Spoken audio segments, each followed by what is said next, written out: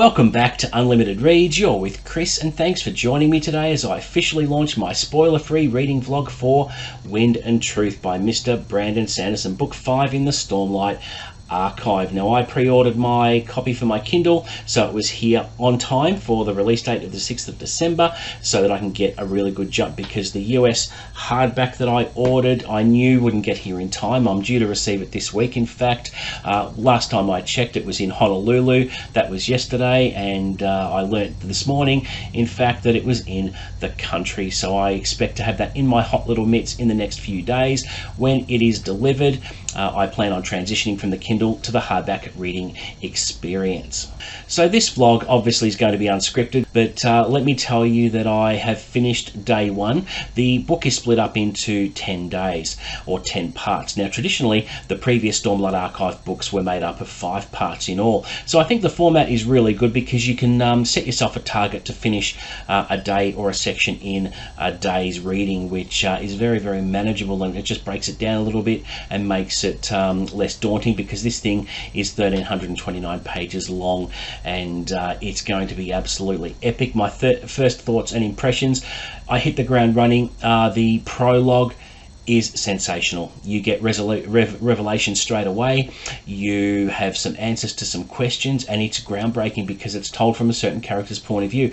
All of the previous 4 prologues were told from a character's point of view, and this one is absolutely earth-shattering. It has to be, in my opinion, one of the best prologues out of the whole 5 books, which is massive. So the events transpire immediately after the events of Rhythm of War. So there is a big event coming in 10 days, which characters have to prepare for, and I'm expecting some really big moments. Already I have cried twice because of certain character interactions which just touch me and really hit me in the feels.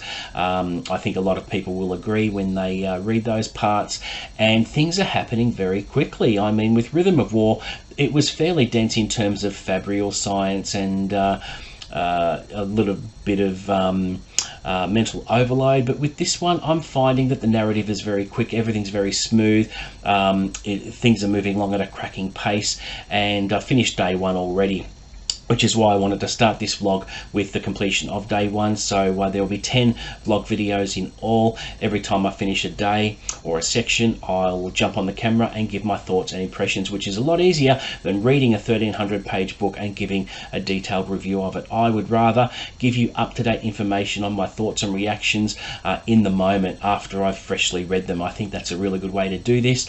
But yeah, as at the time of recording this, I have started day 2, and I plan on finishing day 2 tonight, so I may put up another vlog video tomorrow, and yeah, there will be a vlog video for every part of the book until what I'm thinking is a massive conclusion. There are going to be so many moments I'm predicting here. I hope one of my favourite characters in particular aren't killed. I hope to see some really satisfying story arcs, but I know that the gaps between book 5 and book 6, this is the end of a first part story arc, and Sanderson himself has said that he's not revisiting the Stormlight Archive for another 6 or 8 years. So when we pick up, when we get another Stormlight book eventually, about 6 to 8 years will have taken place on Roshar.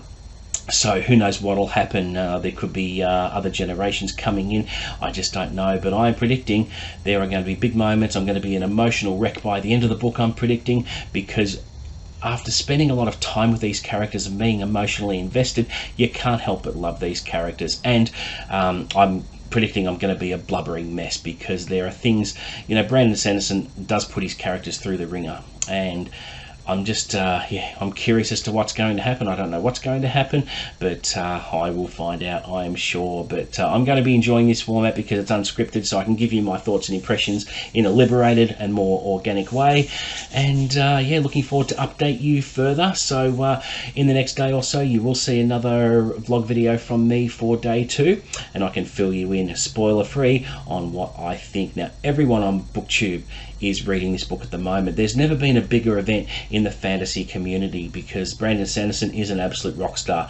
He is currently presiding over his Dragonsteel Nexus convention in Utah, where I know a few of my favourite booktubers are attending, and they're having a ball, and I'm so envious of that, because when you watch some live video streams of Brandon Sanderson talking, he's just fantastic. He's genuine, he's hard-working, he cares about the fans and what they think, and he's just an all-round nice guy, and I am looking forward to reading a lot of his work for a long time to come. So there you go, guys. That is it for my first vlog video for this 10-part series, and I look forward to seeing you in day 2.